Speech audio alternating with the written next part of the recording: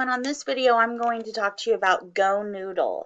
In some of my other videos, I was discussing technologies that I had not used before, but GoNoodle has been one of my go-tos for a few years now, and I chose it because I just really love it.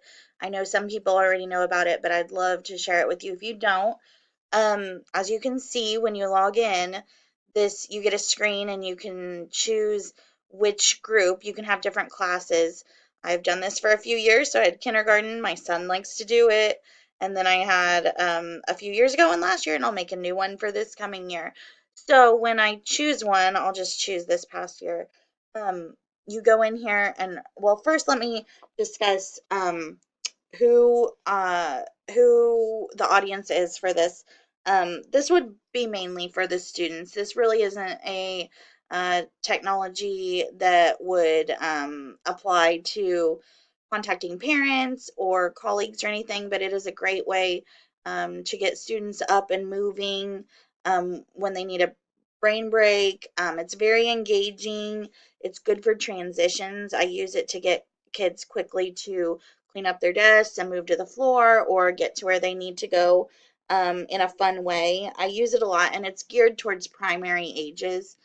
So that is something that is great because a lot of the technologies I've researched could work for younger grades, but are more suited for the older. So this one I feel like is really geared towards the younger grades. And it is free, so which is great.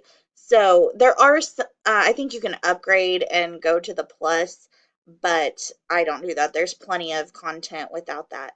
So if you look here, here's some different exercises. So we can go to Discover and just find random um, videos to do. I like to go to the categories, and as you can see, they have content area videos, so you can find videos about math or reading or social studies or things like this. There's also um, videos and dances to follow along too about mindfulness, sensory and motor skills, just for fun, school life, holidays, things like that, and then different kinds of dancing and movement. I use really all the different kinds, just depends on what circumstances you're in and which kind of video you would work best at that time. I use channels a lot because some of my kids um, like certain videos, so we kind of have our go-tos. Um, but we really like Awesome Sauce, Maximo's kind of yoga, Brainer Size. They really like Kids Bop. Those are popular songs. Um, they dance to Cuckoo Kangaroo, just lots of different ones. Um, and then there is the plus, but you have to pay for that. So I'm gonna get back out of that. Okay. Um, and then there's even games. MooseTube is good too. So um, you can watch these. I guess I'll just click one to show. And then they have different videos here. So mm, boom, chicka boom. So then basically it'll just do the video for you. It does tell you what skills it's looking for.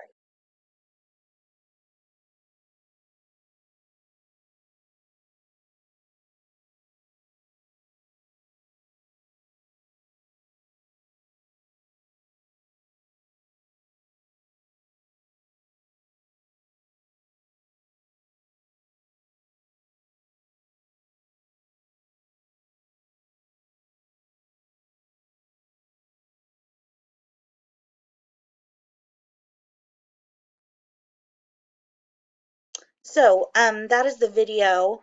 And they're all kind of like that. They can follow along, dance to them. I usually have them at the carpet or by their seats. Now, after they do a video, they get points. And once they get 10 points, they get to level up. And I like these little sayings. They like those too. And then once they level up, they get to they will print a little reward for them and they can color it. They can also choose different characters. I can click my favorites, things that we really like. Um, and it kind of just keeps track of that for us. Um, let's see over here. We can look at our champ collection. So these are all of the the characters that we've gone through so far. So once you level up a certain number of times, then you'll have to pick a new character, and they really like doing that. Um, let's see. Trying to make sure I've gone over everything, but mainly it really is just videos and dances that they can follow along to get them moving.